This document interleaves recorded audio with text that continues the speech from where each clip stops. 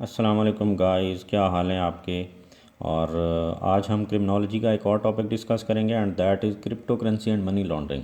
2021 के अंदर इस पे सवाल आया था क्रिमिनोलॉजी में, और इसलिए हम इसको डिस्कस कर रहे हैं क्योंकि मनी लॉन्ड्रिंग जो है ना वो पाकिस्तान के अंदर एक बड़ा हॉट टॉपिक है। तो इस दफ़ा अगर ये क्रिमिनोलॉजी में आया है तो इस आने वाले साल ये किसी भी और पेपर में पूछा जा सकता है। करंट अफेयर्स, पाकिस्तान अफेयर्स किसी भी पर्सपेक्टिव से पूछ लेंगे, तो इसलिए हमें क्रिप्टो करेंसी को समझना पड़ेगा। तो let's start from crypto currency, और फिर उसके बाद हम मनी लॉन्ड्रिंग के साथ इसका रिलेशन देख लेंगे। क्रिप्टो करेंसी बेसिकली जो है ये फ़र्स्ट टाइम बनाई गई या डेवलप हुई 2009 के अंदर, और वो पहली जो क्रिप्टो की शक्ल थी दैट वाज बिटकॉइन। बिटकॉइन उस वक्त डेवलप किया गया 2009 के अंदर। उस वक्त इसका बहुत रेयर यूज़ था, लोगों को इसका नहीं था पता, और कंट्रीज़ क्योंकि ये बहुत ज़्यादा नहीं था पूरी दुनिया के अंदर यूज़ हो रहा या कंट्रीज़ के अंदर, तो इस वजह से इसको यूज़ भी नहीं किया जा रहा था। लोग इसके अंदर बाय एंड सेल या पेमेंट्स भी नहीं करते थे। With the passage of time लोगों ने इसको यूज़ करना शुरू किया, और अब ये बहुत ज़्यादा यूज़ हो रहा है मार्केट के अंदर इंटरनेशनली। अब क्रिप्टो क्या है? Basically crypto is a medium of exchange similarly like other currencies. जैसे कि डॉलर है, वो मीडियम ऑफ एक्सचेंज है। आप इंटरनेशनली जब कोई चीज़ बाय करते हैं तो उसके लिए पेमेंट करते हैं डॉलर के अंदर। कोई चीज़ आपने बाय की, जो इसकी कॉस्ट थी या वैल्यू थी वो आपने पे की और आपको वो चीज़ मिल गई, तो वो क्या था? डॉलर था, उसको आपने मीडियम ऑफ एक्सचेंज यूज़ किया। सिमिलरली ये जो क्रिप्टो है ये भी मीडियम ऑफ एक्सचेंज है। जहाँ जहाँ पर ये लीगलाइज है, जो कंपनीज इसको यूज़ करती हैं, फॉर एग्जांपल टेस्ला गाड़ियों की कंपनी, वो इसको यूज़ कर रही थी, तो लोग क्या करते थे, बिटकॉइन जिनके पास थे, वो गाड़ी अगर पाकिस्तान के अंदर एक बंदा बैठा उसके पास बिटकॉइन है या क्रिप्टो है, तो वो क्या कर सकता है कि वो टेस्ला से गाड़ी लेगा और बिटकॉइन में पेमेंट कर देगा। सिमिलरली जैसे कि डॉलर्स में कर सकता था। तो ये मीडियम ऑफ एक्सचेंज के तौर पर भी यूज़ होती है। तीसरी बात, डिजिटल फॉर्म ऑफ करेंसी है ये। अब ये बहुत बड़ी एक डिफरेंट चीज़ है, जो कि सारी की सारी मतलब यही एक चीज़ है जो आपने समझनी है। क्रिप्टो और बाकी करेंसीज़ के अंदर जो फ़र्क है वो ये है कि जो बाकी करेंसी है, फॉर एग्ज़ाम्पल पाकिस्तानी रुपी है, तो ये फ़िज़िकली एग्जिस्ट करता है ना। इसका 5 रुपये का सिक्का भी आप देखते हैं, 10 का नोट भी देखते हैं, 1000 का देखते हैं, 5000 का देखते हैं। वो फ़िज़िकली एग्जिस्ट करती है करेंसी, जिसको हम फिर यूज़ करते हैं अपने मुल्क के अंदर। सिमिलरली डॉलर है, जो कि अमेरिका के अंदर यूज़ होता है, और बाकी पूरी दुनिया के अंदर भी यूज़ होता है क्योंकि एक इंटरनेशनल करेंसी के तौर पर यूज़ किया जाता है। और बाकी पाउंड वगैरह और ये वो हर मुल्क की अपनी करेंसी है।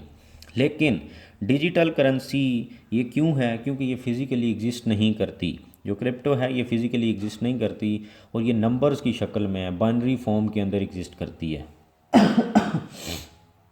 अब है क्या ये कि कैसे एक बंदा, जब ये फ़िज़िकली एग्जिस्ट नहीं करती, तो एक बंदा इसको कैसे अपने पास रख सकता है? तो वो क्या है कि फ़ॉर एग्ज़ाम्पल एक बंदा अगर इसको बाय करना चाहता है, तो वो क्या करेगा कि वो पेमेंट करेगा डॉलर्स के अंदर, और वो इसको एक नंबर मिल जाएगा। फॉर एग्ज़ाम्पल मैं इजीली आपको समझाता हूँ कि आजकल फॉर एग्ज़ाम्पल हम बिटकॉइन की एग्ज़ाम्पल लेते हैं। आजकल बिटकॉइन की एग्ज़ाम्पल जो वैल्यू है वो 65,000 या 64,000 डॉलर की है। एक बंदा बाय करना चाहता है, वो 10,000 डॉलर का बिटकॉइन बाय करना चाहता है, तो वो ज़ाहिर है अब पूरा कॉइन तो नहीं ख़रीद सकता। वो कॉइन का जो पाँचवा या छठा हिस्सा है, जो 10,000 डॉलर के इक्वल उसको वैल्यू है, वो उसके बराबर एक नंबर दे दिया जाता है, और वो नंबर जो होता है बेसिकली उसकी वैल्यू होती है 10,000 डॉलर। अब वो 10,000 डॉलर के बराबर है क्योंकि वो नंबर, तो अगर किसी बंदे ने किसी जगह पर 10,000 डॉलर की पेमेंट करनी है, और वो कंपनी या वो जगह जहाँ पर उसने पेमेंट करनी है, वो बिटकॉइन को भी अगर उन्होंने लीगलाइज़ कराया है, तो वो 10,000 डॉलर देने के बजाय वो 10,000 डॉलर का जो बिटकॉइन उसने बाय किया हुआ है वो उसकी जगह पे कर सकता है, तो वो चल जाएगा। ये बेसिकली क्या है? ये है digital form of currency.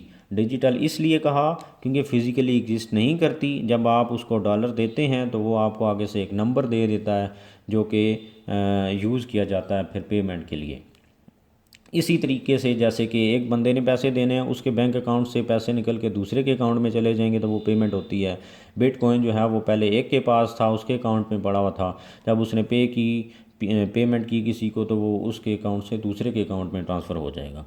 Similarly इसी तरीके से जैसे कि दूसरी करेंसीज होती हैं। अब क्या है, ये डिफरेंट कंपनीज़ जो हैं वो इसको यूज़ करती हैं और कर रही हैं बिटकॉइन को। अब जिस तरह के माइक्रोसॉफ्ट है, शॉपिफाई है, विकीपीडिया है, ये इनको बिटकॉइन को जो है वो यूज़ कर रही हैं अपनी सेल एंड परचेज़ के लिए या पेमेंट्स के लिए। अच्छा, उसके बाद क्या है कि बिटकॉइन जो था वो जून 2021 के अंदर लीगलाइज कराया गया यूएसए के अंदर, जापान एंड यूके के अंदर विद सम रिस्ट्रिक्शंस इसको यूज़ किया जा रहा है। जब जापान और यूएसए जैसे कंट्री और यूके जैसे कंट्री जब इसको यूज़ करेंगे तो इसका मतलब क्या है कि आने वाले वक्त में time to come it would be used by the whole world, पूरी दुनिया के अंदर यूज़ होगा ये। अच्छा, वियतनाम जो है वो एक ऐसा मुल्क है जो कि क्रिप्टो को सबसे ज़्यादा यूज़ कर रहा है, और इसी तरीके से जो अफ्रीकन कंट्रीज़ हैं वो बहुत ज़्यादा इसको यूज़ कर रहे हैं, और इवन इंडिया पाकिस्तान के अंदर भी लोग इसको यूज़ कर रहे हैं। अच्छा, अब ये तो आपने समझ लिया कि व्हाट इज़ क्रिप्टो करेंसी। अब आप देखेंगे कि क्रिप्टो और मनी लॉन्ड्रिंग के दरमियान क्या रिलेशन है। उसमें बड़ा इजी प्रोसेस है कि अगर एक बंदा क्रिप्टो से पैसे ट्रांसफ़र करना चाहता है बाहर, उसके पास if a person has ill gotten money, for example उसके पास करप्शन का कोई जो है वो माल है, या कोई और ब्लैक मनी ही हैज़, तो वो क्या करेगा, उसके लिए बड़ा आसान है कि अगर फॉर एग्ज़ाम्पल वो किसी एक मुल्क के अंदर है जहाँ पर क्रिप्टो है, तो वो लोकल करेंसी से क्रिप्टो ख़रीदेगा। क्रिप्टो जो है वो फिर वो उस मार्केट के अंदर सेल कर देगा। ये बहुत आसान तरीका है कि एक बंदा फॉर एग्जांपल क्रिप्टो ख़रीदता है, लोग इसके अंदर जो है वो बाय एंड सेल इसलिए भी करते हैं क्योंकि रोज़ इसकी वैल्यू अप एंड डाउन होती है। एक दिन ख़रीद लेते हैं, दूसरे दिन बेच देते हैं जब प्रॉफिट होता है। तो लोकल करेंसी से क्रिप्टो करेंसी ख़रीदेगा क्योंकि वहाँ पर लीगल है। तो क्रिप्टो के बाद वो क्या करेगा, उसको सेल कर देगा। जब सेल करेगा तो उसको पेमेंट डॉलर्स के अंदर होगी, तो डॉलर्स वो किसी भी दूसरे मुल्क के जहाँ पर उसने अपना अकाउंट बनाया हुआ उसके अंदर डिपॉजिट कर लेगा। सिमिलरली पाकिस्तान के अंदर भी लोग क्या करते हैं कि वो डॉलर्स में पेमेंट करके क्रिप्टो ख़रीद लेते हैं, क्योंकि यहाँ पर लीगल नहीं है। तो इस वजह से पहले लोकल करेंसी पाकिस्तानी रुपीस से डॉलर्स ख़रीदते हैं, उससे फिर क्रिप्टो ख़रीद लेते हैं, और क्रिप्टो जो है वो फिर क्या करते हैं, उसको सेल कर देते हैं मार्केट के अंदर, और सेल करने के बाद वो पैसा जो है वो किसी और दुबई के, अमेरिकन या यूके या जहाँ पर भी वो अपना पैसा डिपॉज़िट कराना चाहते हैं वहाँ पर डिपॉज़िट कर लेते हैं। तो ये बेसिकली एक बहुत ही आसान तरीका मिल चुका है जो मनी लॉन्ड्रर्स हैं उनको। और जब ये लीगलाइज हो जाएगा इन कंट्रीज़ के अंदर जहाँ पर मनी लॉन्ड्रिंग बहुत ज़्यादा है, तो फिर ये उनके लिए और भी बहुत ज़्यादा आसान हो जाएगा। फिर उसमें वो मतलब डॉलर्स में दोबारा उनको कन्वर्ट करने की ज़रूरत नहीं है, वो लोकल करेंसी से डायरेक्ट बिटकॉइन ख़रीदें और उसको सेल करके किसी और मुल्क के अंदर पैसा डिपॉजिट करा लें। तो ये था हमारा आज का टॉपिक। आई होप आपको समझ आ गया होगा। अगर नहीं समझ आया तो आप कमेंट्स के अंदर मुझे अपना फ़ीडबैक दे सकते हैं ताकि मैं और भी अच्छे तरीके से आपको समझा सकूं, और अगर समझ आ जाए तो मेरे चैनल को काइंडली सब्सक्राइब भी कर दें। Thank you.